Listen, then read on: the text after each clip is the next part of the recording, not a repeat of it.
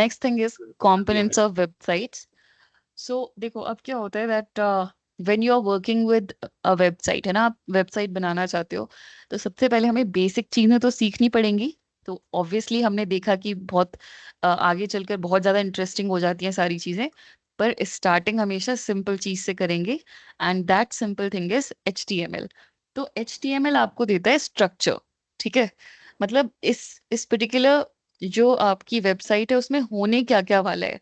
तो for example अगर हम एक कार की बात करते हैं, then this car is going to have tyres also, then window, and then एक एक आर्किटेक्चर होगा जो ये फॉलो करेगी कार। तो वो जो पूरा स्ट्रक्चर है वो आपका देता है HTML। Now this car is going to have some stylings, है ना, it will have some sort of colours. उसका जो बोनट होता है वो डिफरेंट स्टाइल्स में हो सकता है, ठीक है, लेकिन जो इंटरनल चीज है वो अभी भी सेम है, बट उसको स्टाइल करके डिफरेंट डिफरेंट स्टाइल्स में प्रेजेंट किया जाता है to beautify it, to make it more prettier. And then you want to add some behaviour into the car. आप चाहते हो कि ये कार रन करे, राइट, दैट इज आप इसे चला पाओ, ड्राइव कर पाओ। तो ये जो रन टाइम कैपेबिलिटीज हैं या जो बिहेवियर आप ऐड कर रहे हो, कि शीशा ऊपर या नीचे हो सकता है ना, देन कार की जो सीट है वो आगे पीछे हो सकती है। सो ये सब जो आप लोग डायनामिक एट्रीब्यूट्स ऐड कर रहे हो उसके स्ट्रक्चर में, है ना, ये बिहेवियर जो आप ऐड कर रहे हो कार के अंदर, that is all about Java script. Is it clear? Yes, HTML ma'am. provides the structure to the website. CSS gives the styling, that is the colors are there, है ना, मतलब जो भी आप लोग उसे ब्यूटिफाई करने के लिए यूज कर सकते हो, स्टाइल करने के लिए यूज कर सकते हो। And then JavaScript is there, which basically gives the behavior to the website. Behavior in the sense, the dynamic nature, right? We'll see to that as well. Then backend is there and database is there that we will study later. तो HTML कैसे काम करता है सबसे पहले वो समझते हैं। तो आप लोग ना एक कोड लिखते हो HTML का, that we will look in the next hour, ठीक है। सो आप लोग एक HTML का बेसिक कोड लिखते हो, ठीक है, उसे पार्स करता है आपका ब्राउजर। तो ब्राउजर क्या करता है, आपकी लाइन बाय लाइन कोड को पढ़ता है। पार्स करने का मतलब क्या है, उसको रीड करता है, और रीड करने के बाद एक डॉम ट्री बनाता है। तो बहुत ही सिंपल सा एक डॉम होता है, डॉक्यूमेंट ऑब्जेक्ट मॉडल, तो वो बनाता है, और उस मॉडल को, उस ट्री को रेंडर करा देता है। रेंडर कराने का मतलब होता है स्क्रीन पर दिखा देता है, ठीक है। तो सिंपल सा काम क्या हो रहा है कि एक टेक्स्ट फाइल टाइप की एक फाइल है, HTML फाइल है, उसको पार्स किया जा रहा है, ब्राउजर ही कर रहा है सारा काम। तो उसको रीड किया जा रहा है लाइन बाय लाइन, उसका डॉक्यूमेंट ऑब्जेक्ट मॉडल बनाया जा रहा है, और उसके बाद उसको रीड करके आपकी स्क्रीन पर सारी चीजें डिस्प्ले कराई जा रही हैं, ठीक है। लेकिन अभी ना, क्योंकि ये सिर्फ HTML है, तो इट इज वेरी बोरिंग, ठीक है। उसमें टेक्स्ट फील्ड है तो सिंपल टेक्स्ट फील्ड है, पैराग्राफ है तो बहुत ही सिंपल सा एक पैराग्राफ है। तो बहुत ही बोरिंग सा बस स्ट्रक्चर आपने प्रोवाइड कर दिया है। अब आप ऑब्वियसली इसको थोड़ा सा कलरफुल बनाना चाहोगे, थोड़ा सा इसको इमेज को छोटा बड़ा करना चाहोगे, थोड़े से इसके अंदर स्टाइल करना चाहोगे। तो ये जो आपका डॉम ट्री आपने बनाया है, ठीक है, सब कुछ इसी के ऊपर करना होता है। ये आपको फर्स्ट डे से याद रखना है कि जब डॉम चेंज हो जाता है तो आपका जो डिस्प्ले है वो ऑटोमेटिकली चेंज हो जाता है। तो display is totally related with DOM, ठीक है। डॉम जैसा होगा वैसा डिस्प्ले सेट होता जाएगा। तो यहाँ से आपको ये समझना है कि आपने HTML को लोड किया, वो पार्स हुई, जब वो पार्स हो रही होती है तो इसी के अंदर हम CSS की इंफॉर्मेशन देते हैं कि CSS एक्चुअली में कहाँ पर है। तो जहां पे भी आपने लोकेशन दे दी वहां से CSS लोड हो जाती है, और वो भी पार्स होती है। पार्स करने का मतलब वही है that it has to be read line by line, ठीक है। तो HTML को भी हमने लाइन बाय लाइन रीड किया, डॉम क्रिएट कर लिया उसका। अभी डॉम को आप लोग एक कार समझो, ठीक है। अभी जब HTML से वो कार बनी थी तो उसके पास बस एक स्ट्रक्चर था, लेकिन जैसे ही आपने CSS को पार्स किया तो उसके ऊपर कलर वगैरह सब कुछ आ गए। और डिस्प्ले का मतलब होता है कि ये जो पूरी इंफॉर्मेशन है वो अब हमने स्क्रीन पर एज इट इज उतार दी। Is it clear? अगर डॉम बन चुका है तो उसको बस उतारने का काम हमारा रेंडरिंग कहलाता है। Is it clear? Yes, ma'am. Yes. Ma'am DOM को थोड़ा रिपीट कर दें। मैं डॉम को पूरा समझाऊंगी, ठीक है, अभी के लिए इसीलिए मैं बोल रही हूँ कि बस एक कार के साथ आप लोग इसे मैप करके चलो कि it is simple thing that is ऐसा मान के चलो कि थोड़ा सा HTML की इंफॉर्मेशन चाहिए डॉम को समझने के लिए। सो अभी आप बस ऐसा मान के चलो कि HTML को पार्स होने के बाद एक खाली स्ट्रक्चर कार का आ जाता है। ठीक है, हर एक चीज होती है उसके अंदर, पर बहुत ही प्लेन सा स्ट्रक्चर आ जाता है। वेर एज जैसे ही आप CSS को लोड करते हो तो उस डॉम के अंदर आप कलर्स और स्टाइलिंग्स और ट्रांजिशंस और एनिमेशंस ऐड कर देते हो। तो इसीलिए जो डिस्प्ले होता है, जो पहले बहुत ही बोरिंग सा डिस्प्ले था यहाँ पे, now it is a little bit style display, तो ऑब्वियसली वो अब अच्छा दिखेगा। क्लियर है ये पॉइंट? Yes ma'am. तो आप CSS को भी पार्स करके कहाँ पे डाल रहे हो? डॉम के साथ, राइट? एंड CSS का एक और यूज आप लोग क्या करते हो कि अपनी रिस्पॉन्सिव वेबसाइट्स भी डिजाइन करते हो।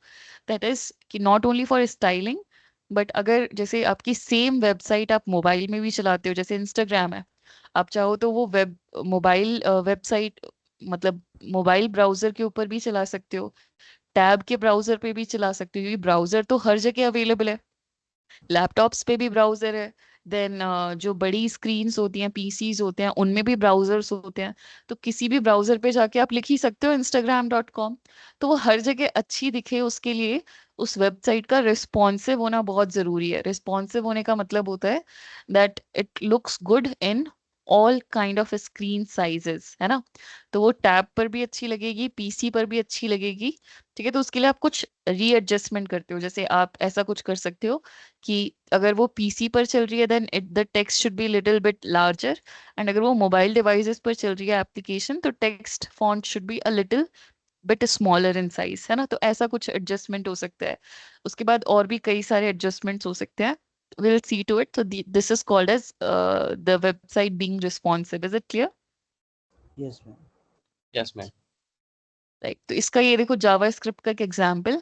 तो HTML ने जब HTML की हेल्प से जब हमने फॉर्म बनाया था, तो it was looking very plain and simple. फिर हमने उसके अंदर CSS ऐड किया, तो आप देख सकते हो थोड़ा सा कलर और थोड़ा सा मतलब अच्छा दिख रहा है जो आपका फॉर्म है, राइट? एंड जैसे ही आपने जावास्क्रिप्ट ऐड किया तो आपने बिहेवियर ऐड कर दिया, that is now you can submit your form, and उसके बाद एक थैंक यू मैसेज आ रहा है। तो डायनामिक नेचर या बिहेवियर सेट हो रहा है आपके जावास्क्रिप्ट की हेल्प से। So this is how JavaScript is going to help you. Is it clear? Yes, ma'am. Yes ma'am. All right. So another useful advantage of using JavaScript is कि जब आप लोग सपोज अपनी वेबसाइट को load कर चुके हो अपने ब्राउजर के अंदर, मतलब आपने कोई रिक्वेस्ट लगाई सर्वर को, सर्वर ने रिस्पॉन्स में वेबसाइट का कोड दे दिया आपको, तो आपने उसे पार्स किया और आपकी वेबसाइट लोड हो गई आपके कंप्यूटर के ऊपर। अब लोड होने के बाद आप सपोज चाहते हो कि भाई मुझे ना अब विराट कोहली का डेटा चाहिए, तो अब आप एक रिक्वेस्ट भेजते हो, राइट? ये रिक्वेस्ट कहाँ पर जाती है? सर्वर के पास, और उसके अकॉर्डिंगली आपको रिस्पॉन्स मिलता है। सो ये जो रिक्वेस्ट और रिस्पॉन्स का काम है, ये भी जावास्क्रिप्ट ही करके देगी आपको। ठीक है, तो JavaScript, so asynchronous JavaScript will also help you to communicate to your server। ठीक है, Ma'am, asynchronous JavaScript क्या होती है? वो हम लोग डिस्कस करेंगे बाद में, बट जावास्क्रिप्ट का ही पार्ट है वो। तो JavaScript basically helps us to communicate with the server as well. Is it clear? So अब हम लोग थोड़ा सा सेटअप कर लेते हैं, ठीक है? सो यहाँ पर I will also share the GitHub repo of this particular class, ठीक है, जिसमें हम लोग सारे नोट्स वगैरह रखेंगे। बट बिफोर दैट एक फोल्डर बना लेते हैं हम लोग, and this is LMS class. ठीक है, इसके अंदर हम लोग LMS बनाना सीखेंगे। So this is our class, and then अब इसके अंदर मैं आप लोगों को एक चीज दिखाती हूँ, that it is not required कि आप लोगों के हमें पास हमेशा विजुअल स्टूडियो कोड या यू नो कोई ऐसा एडवांस सा एडिटर हो। आप लोग नॉर्मल एडिटर के साथ भी काम कर सकते हो। तो फॉर एग्जाम्पल मैंने यहाँ पर एक टेक्स्ट डॉक्यूमेंट बना लिया, ठीक है, and I will save this as suppose index.html, है ना? So I will save it as index.html। I'll save it as, so यहाँ पर हम लोग इसे ओपन करते हैं, एंड देन वी विल, यहाँ पर एक ऑप्शन आएगा सेव एज का, तो यहाँ पर we will give the name as HTML। ठीक है, अच्छा, एक और चीज मैं आप लोगों को बताती हूँ। अगर आप डबल कोट्स के अंदर ऐसा लिखते हो ना, index.html सपोज, सो आपकी जो फाइल होती है वो उसका एक्सटेंशन .html बन जाएगा। ठीक है, आपको डबल कोट्स में लिखना होता है। Is it clear? जब हम लोगों ने पहले फाइल बनाई थी index.html, तो वो .html नहीं बनी थी, उसका नाम index.html था एंड देन .txt उसकी एक्सटेंशन जारी थी। लेकिन जब हम लोगों ने सेव एज करके डबल कोट्स के अंदर उसका नाम लिखा index.html, then the extension is also HTML document. Is it clear, yes ma'am. everyone? Yes. ठीक है, इसे आप लोग फिर से भी देख लेना अगर ये समझ में ना आया हो। It is very useful thing. इसे हम कर देते हैं डिलीट। ऑलराइट, तो ये हम लोगों ने एक नॉर्मल HTML डॉक्यूमेंट बनाया और इसको हम ओपन कर रहे हैं। अगर देखो आप इससे ब्राउजर के साथ ओपन करते हो तो ये फाइल रेंडर हो जाती है। दैट इज, उसको ब्राउजर रीड करता है और उसके अंदर जो भी लिखा होता है उसे रेंडर करके स्क्रीन पर डिस्प्ले करा देता है। तो we will not open it with the browser, हम इसे एडिट करना चाहते हैं, so we will open it with any of the editor. ठीक है, तो या तो आप विजुअल स्टूडियो कोड का यूज कर सकते हो, और अदरवाइज अगर आप सिंपल एडिटर चाहते हो तो आप एडिटर का भी यूज कर सकते हो। ठीक है, तो I am opening it in Notepad. तो एकदम सिंपल एडिटर में हमने ओपन किया and then we are going to write some HTML basic code. तो जब भी आप लोग HTML कोड लिखते हो, सबसे पहले आप ऑब्वियसली ये बताते हो कि this is a HTML document and how do you do that. तो उसके लिए आप लोग HTML टैग के साथ अपना काम शुरू करते हो। ठीक है, सो HTML टैग हम लोगों ने यहाँ पे लगा दिया है, राइट। इट सिंबलाइजेस कि आप ये जो डॉक्यूमेंट लिखने जा रहे हो, it is HTML document and not any XML और any other kind of document. अब यहाँ पे जो HTML होता है उसका फुल फॉर्म क्या होता है? सो उसका फुल फॉर्म होता है, anyone? Hypertext markup language. Hyper text markup language, है ना। सो HTML का फुल फॉर्म होता है हाइपर टेक्स्ट मार्कअप लैंग्वेज। अब इसमें हर एक चीज का एक मतलब है, तो हम लोग शुरू करते हैं मार्कअप लैंग्वेज के मतलब से। सो मार्कअप का मतलब होता है, मार्कअप का मतलब होता है that you basically mark a simple text as something and it become that thing. What I mean is कि हम लोगों ने यहाँ पर सपोज एक बॉडी टैग बनाया and within the body tag we have written a simple line that hey, hi, good evening everyone, है ना, good evening everyone.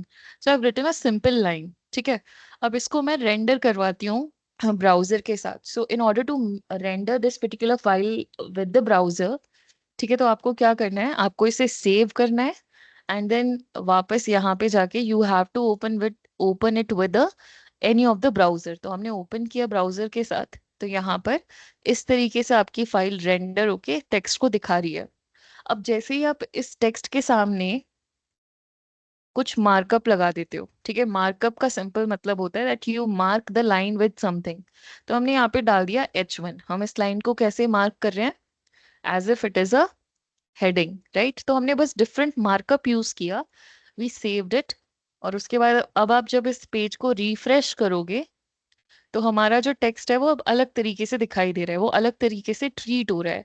So that's why your HTML is called as markup language, because आप अपने जो text है उसको जिस तरीके से भी मार्क करते जाओगे, उसका डिस्प्ले और उसकी प्रॉपर्टीज उसी तरीके से चेंज होते जाएंगे। Is it clear why it is called a markup language?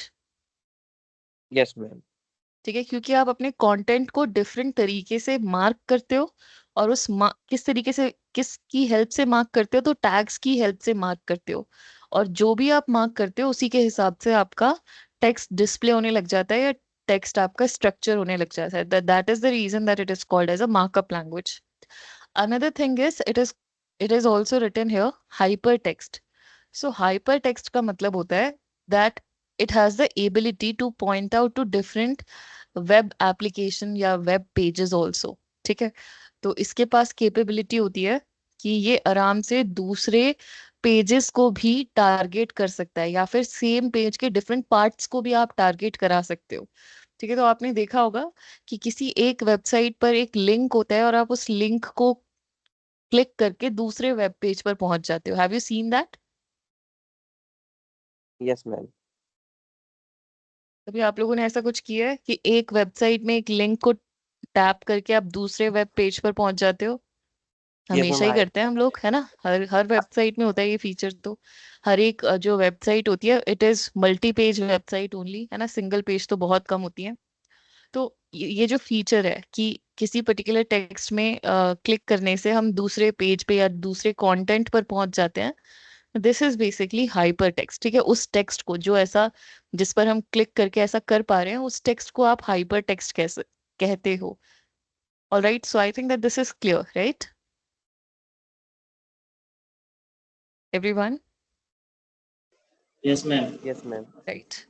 सो एक तरीका तो ये हो गया कि आप अपनी एक पेज बनाते हो और उसको नोटपैड में ओपन करते हो, एंड देन आप उसे सेव करते हो, and then again you come back और आप इसको क्रोम के साथ ओपन करते हो तो ये रेंडर हो जाता है। अब ये टास्क जो है वो बहुत ही ज्यादा लॉन्ग हो जाता है। ठीक है, बहुत ही ज्यादा बेसिक है पर बहुत लॉन्ग है। सो इस टास्क से बचने के लिए what you can do is, आप थोड़े से टूल्स की हेल्प ले सकते हो। तो the first tool that we going to use here is Visual Studio Code. तो उसको इंस्टॉल करने के लिए आप एक बहुत ही सिंपल काम करने वाले हो, दैट इज आप यहाँ पर टाइप करोगे विजुअल स्टूडियो कोड। अब बहुत सारे बच्चों के पास ऑलरेडी होगा, पर अगर किसी के पास नहीं है तो बहुत ही सिंपल है इसका डाउनलोडिंग प्रोसेस। तो आप जस्ट क्लिक करते हो, ये जो आपका फर्स्ट लिंक आ रहा है ना, Visual Studio Code, and you will just click on to it. And then ये आपको डिफरेंट, जो भी आपका ऑपरेटिंग सिस्टम है उसके हिसाब से आपको डिफरेंट वर्जन्स दिखा देगा। तो अगर आप विंडोज यूज कर रहे हैं then you can click on user installer here. अगर आप मैक यूज कर रहे हो तो यहाँ पर, अगर आप लिनक्स यूज कर रहे हो तो डेबियन उबंटू के लिए this one, and other versions of the Linux software are here, है ना, ऑपरेटिंग सिस्टम्स आर हियर। तो जो भी आप ऑपरेटिंग सिस्टम यूज कर रहे हो अकॉर्डिंगली आप क्लिक कर सकते हो, एंड देन यहाँ पर आपका जो डाउनलोडिंग प्रोसेस है वो स्टार्ट हो जाएगा। अब मेरे पास ऑलरेडी है तो इसीलिए I just stop it, but इसको स्टार्ट करने के बाद एक सिंपल सी विंडो ओपन हो जाएगी। तो let us open this visual Studio code, है ना, इस विंडो को ओपन कर लेते हैं। तो आप लोगों को पूरा प्रोसेस चलाना है सबसे पहले, and then you will be given with this particular window, है ना। तो don't save, and now what we have to do is, हमें अब अपना ये जो प्रोजेक्ट है इसको ओपन करना है इस विंडो के अंदर। ठीक है, तो हमारा प्रोजेक्ट क्या है, LMS class, and we will just drag and drop it here. तो जैसे ही हम ड्रैग एंड ड्रॉप करते हैं तो इस तरीके से हमारा ये करंट फोल्डर इस विजुअल स्टूडियो कोड के अंदर ओपन हो जाता है। And now you can see the same file is right here also, right? And now I want to run this, तो it is very simple to run it also. तो what you have to do is you have to go into the extension bar. तो यहाँ पर आपको एक extension नाम का options मिलेगा, और यहाँ पर आप एक एक्सटेंशन इंस्टॉल करोगे, दैट इज लाइव सर्वर। इसकी हेल्प से जो आपका काम होता है आसान, वो होता है हॉट रीलोडिंग का। So what it means is कि अभी अगर आप चेक करोगे तो हम कोई भी चेंजेस कर रहे थे तो हमें यहाँ से रिफ्रेश करना पड़ता था, और रिफ्रेश होने के बाद वो जो नया रेंडर ऑप्शन होता था वो यहाँ पे अपेयर होता था। लेकिन हम ये प्रोसेस नहीं करना चाहते, हम चाहते हैं कि जैसे जैसे हम चेंज करें वो ऑटो रिफ्लेक्ट होता जाए यहाँ पर। तो उसके लिए जो एक्सटेंशन हम यूज करने वाले हैं, it is called as live server. तो आप लोगों ने क्या करना है, इसे लाइव सर्वर को क्लिक करना है, और यहाँ पे आपका इंस्टॉल का ऑप्शन आ रहा होगा। मेरा अनइंस्टॉल का आ रहा है because it is already installed. आपका अनइंस्टॉल का इंस्टॉल का ऑप्शन आ रहा होगा, so that you have to click, और आपका ये लाइव सर्वर इंस्टॉल हो जाएगा। Once it is installed, then आप लोग जब इस फाइल को राइट क्लिक करोगे तो यहाँ पर एक ऑप्शन आएगा open with live server, and as soon as you do this, तो सबसे पहले तो आपका एप्लीकेशन यहाँ पे चल गया। And now the second thing is कि हम इसको थोड़ा सा छोटा कर लेते हैं, and let us fix it here. और अब आपको हॉट रीलोडिंग समझ में आएगी, that is I will do minor changes, और आपको वो ऑटोमेटिकली रिफ्लेक्ट होके वहां पे दिख जाएंगे, है ना। So let us do it. तो हमने यहाँ पे लिखा है hi good evening everyone, and then हम एक और हेडिंग डाल देते हैं। तो H1 स्टैंड्स फॉर हेडिंग, और यहाँ पे लिख देते हैं LMS क्लास। ठीक है, और अब जैसे ही इसे सेव करते हो तो ऑटोमेटिकली ये अपलोड हो जाता है यहाँ पर। तो this is the feature that live server supports. I hope that this is also clear. Yes, ma'am. Yes, ma'am. Yes, ma'am. है ना। तो लाइव सर्वर की हेल्प से आप लोग इस तरीके की हॉट रीलोडिंग की फंक्शनैलिटी को एक्सेस कर सकते हो। Now the next thing is कि आपका जो HTML है, it supports a lot of different kinds of texts, है ना, टैग्स नॉट टेक्स्ट। सो हम उन टैग्स को एक बार फटाफट पढ़ते हैं, but before that, yes Suleman please. कोई डाउट है सुलेमान?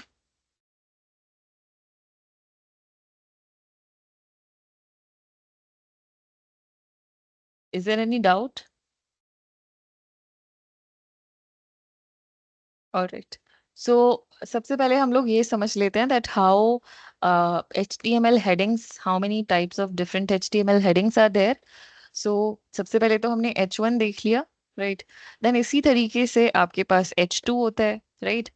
सो अब आप लोग सोचोगे that H2 simply means that second level of heading is there, है ना।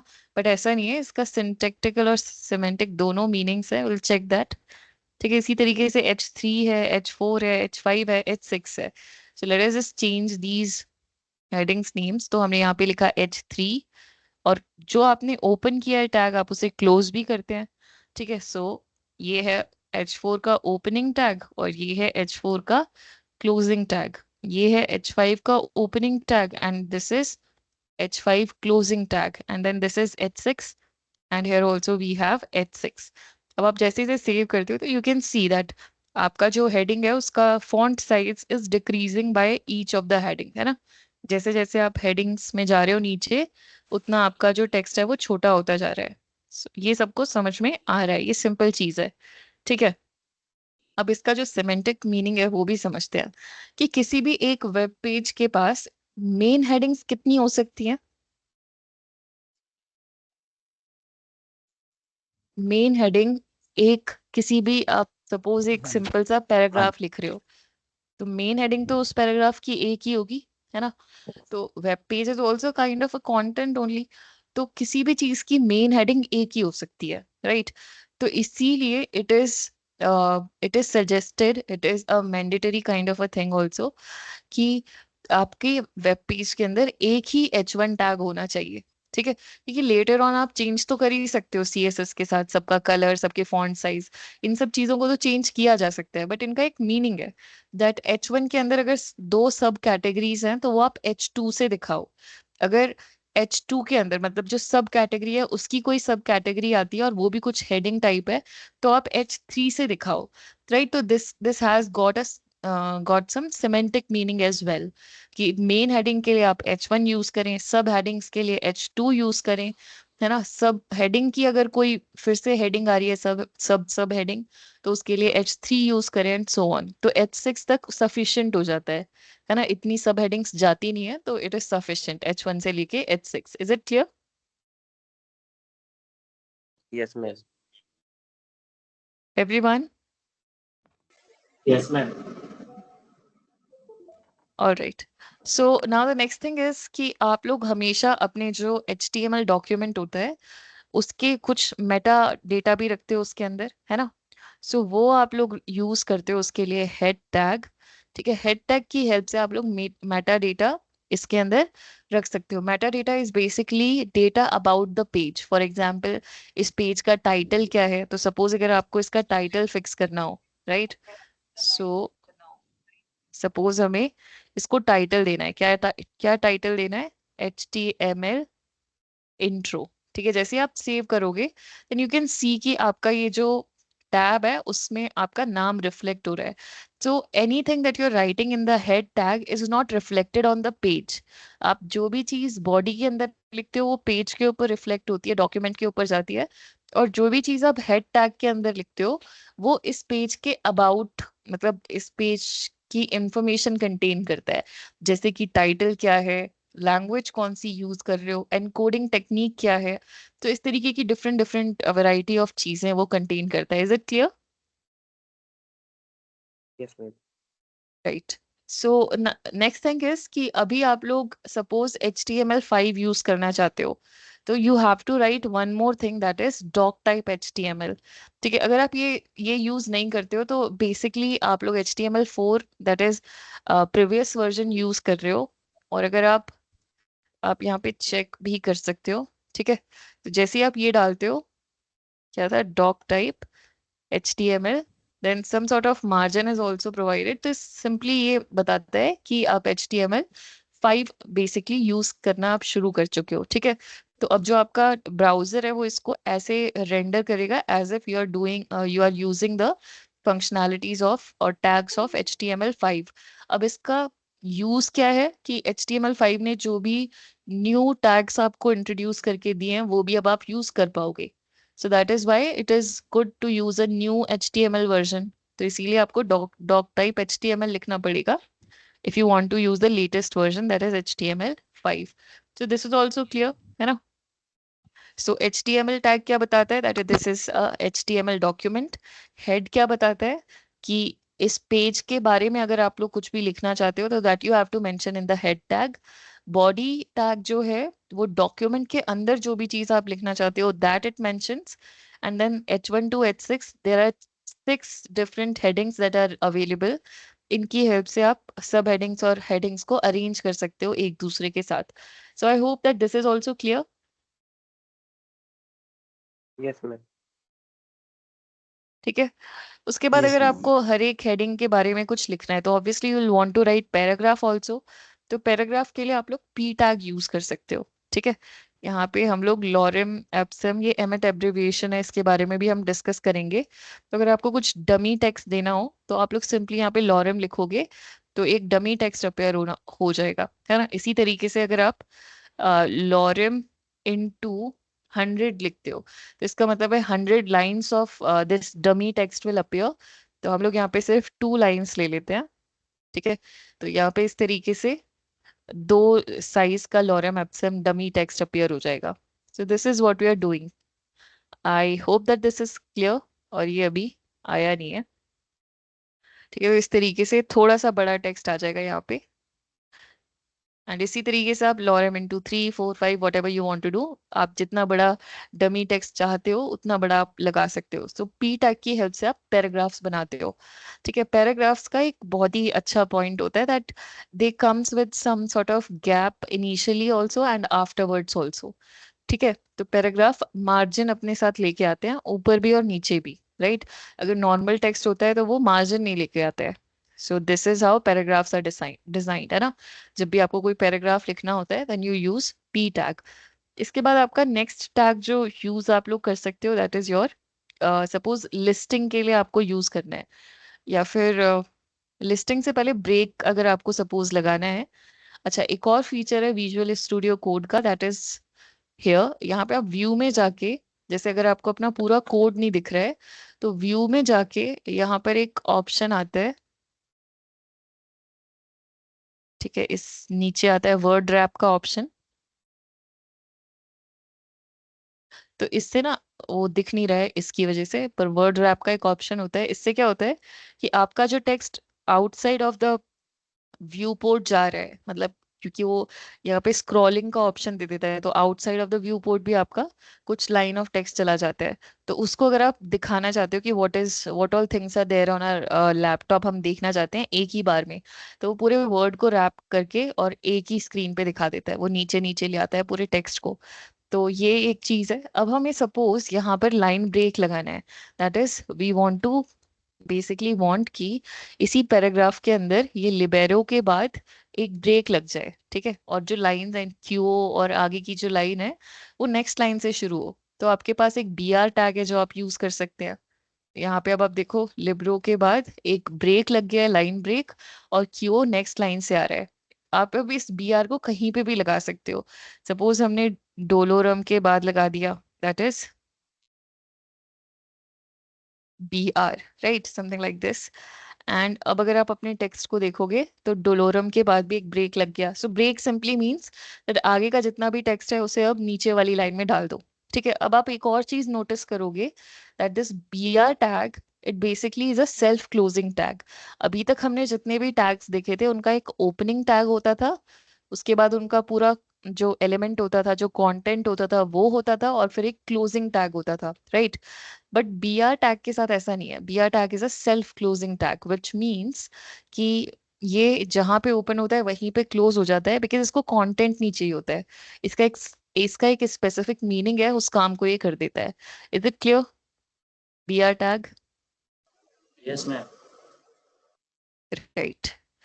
ठीक है। सो अपार्ट फ्रॉम दिस, अगर आप लोगों को इस पूरे कोड को, सपोज जैसे अगर आपको इतनी लाइन को कमेंट करना है, तो कमेंट के लिए जो सिंटेक्स होता है वो होता है कुछ इस तरीके का। तो सबसे पहले आप एक opening bracket, then this apostrophe, hyphen hyphen, उसके बाद जो भी चीज आपको कमेंट में लिखनी है वो, और उसके बाद क्लोज करना होता है कमेंट को with hyphen hyphen and close bracket. ठीक है। कमेंट का मतलब होता है that this particular line of code will not be rendered, मतलब आपका जो ब्राउजर है उसे रेंडर करके स्क्रीन पर नहीं दिखाएगा। तो अब हमने हेडिंग 6 को कमेंट कर दिया है, so obviously heading 6 will not be visible here. ठीक है, वो यहाँ पर विजिबल नहीं है। इज इट क्लियर कमेंट क्या होता है?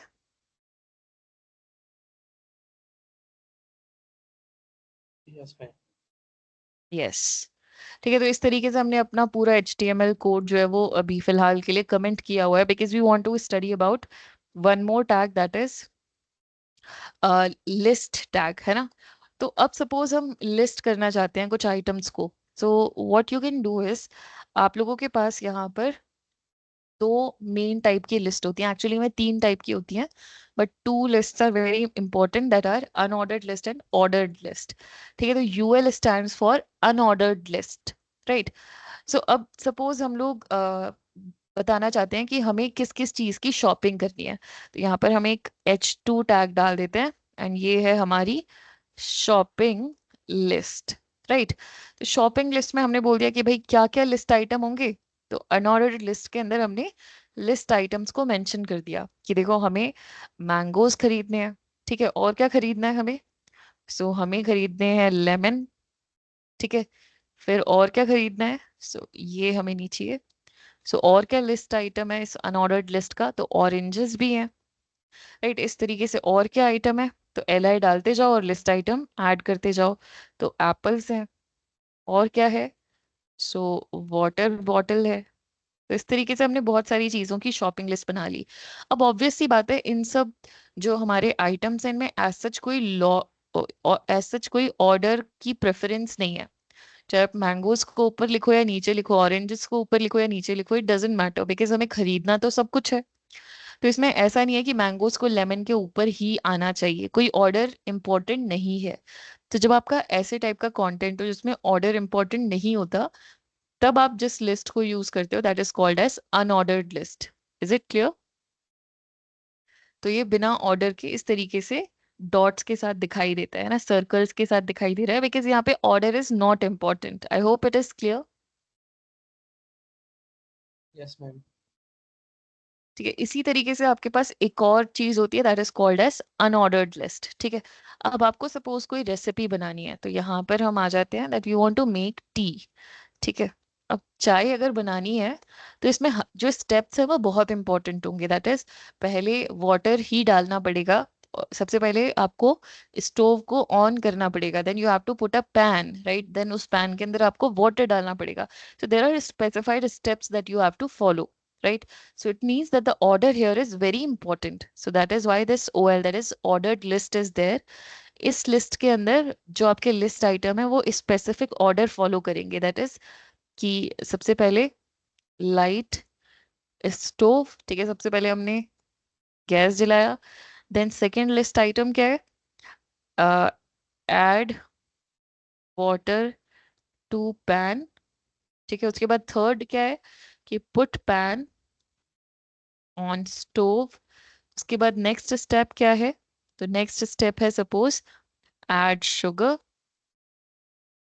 And T. टी बना रहे हो तो चाय तो डालोगे ही, तो एंड टी, एंड जो भी आप लोगों को एक्सेट्रा थिंग्स डालनी है वो आप डालो। Let it boil. ठीक है, add some water, sorry add some milk. ठीक है, and then let it boil again. तो इस तरीके से हमने कुछ स्टेप्स लिख लिए यहाँ पर।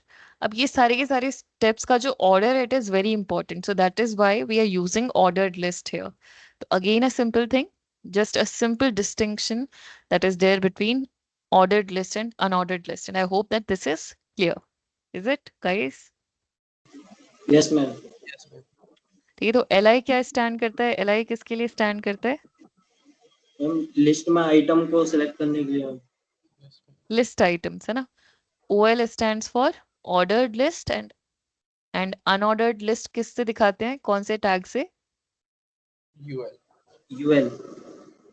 UL से, unordered list, राइट? तो very simple thing but very important also, क्योंकि आप इसे बहुत जगह यूज करते हो, तो थोड़ा सा इंपॉर्टेंट भी है बट सिंपल भी है। ऑल राइट, देन अब हम चाहते हैं कि भाई कोई जो हमारा स्टेप है ना उसे हम हाईलाइट करना चाहते हैं। ठीक है, जैसे कि यहाँ पर एक सपोज लिस्ट आइटम है, that is the tea is ready. तो ये एक लिस्ट आइटम है, ठीक है, कि टी जो है वो रेडी हो गई है, लेकिन ये एक इंपॉर्टेंट लिस्ट आइटम है, तो I want to emphasize on this particular item। तो आप इसे बोल्ड से मार्क कर सकते हो। तो बोल्ड बेसिकली क्या करता है, जितना भी टेक्स्ट आप इसके अंदर लिखते हो उसे ये बोल्ड कर देता है। द टी इज रेडी, है ना, मतलब उसका फॉन्ट वेट इंक्रीज कर देता है। Simple,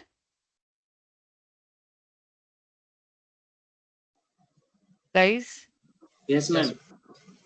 Yes, ma'am. राइट, ठीक है। इसी तरीके से आपके पास एक और टैग होता है विच इज कॉल्ड एज, तो बोल्ड की जगह पे आजकल जो हम टैग यूज करते हैं, इट इज स्ट्रॉन्ग टैग। ठीक है, the reason behind it is कि स्ट्रॉन्ग ना करेक्टली सिंबलाइज करता है कि वो क्या कहना चाह रहा है। This is just the reason, है ना, कि काम तो ये भी वही करता है जो बोल्ड करता है, बट इसको देख के ना हमें समझ में आता है that okay this is something that we want to highlight.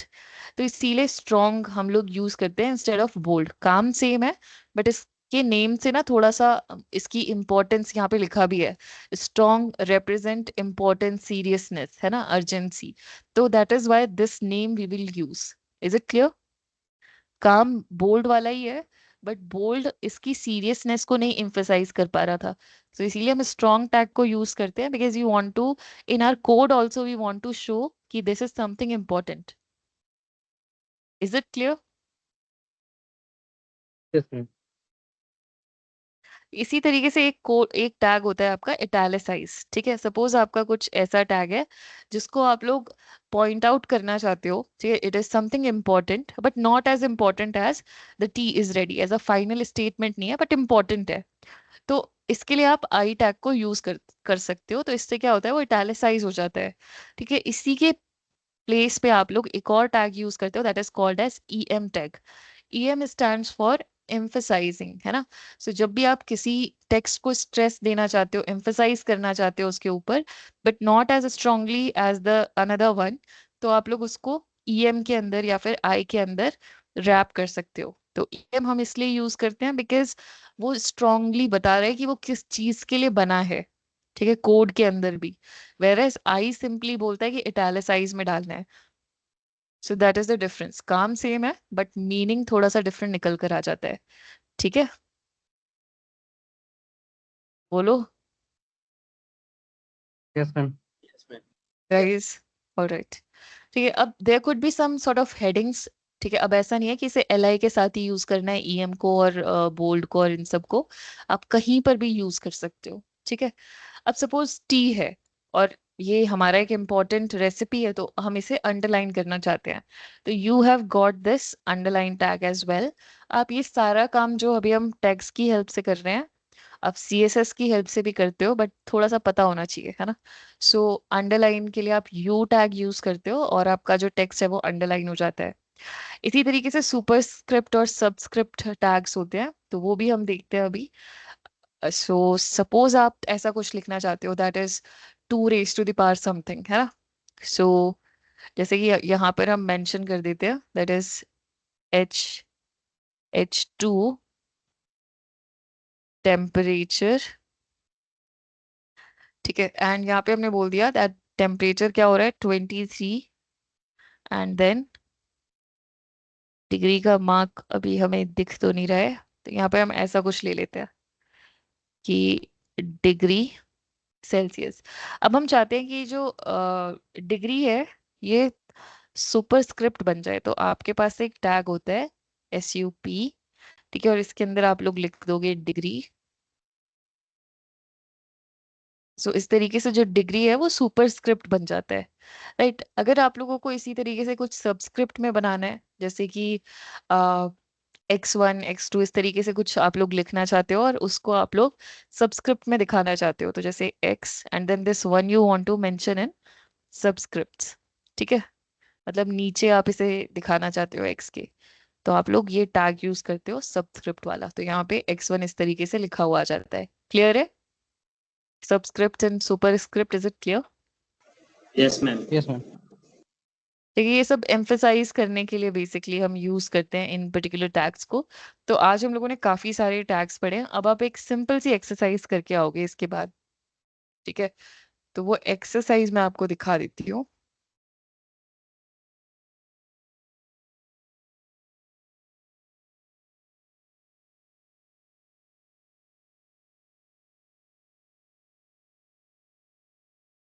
This is a very simple exercise that you have to do, है ना। आप लोग इसका एक स्क्रीनशॉट ले लो। Thank you for watching this video. If you enjoyed it, please hit the like button and the bell notification icon.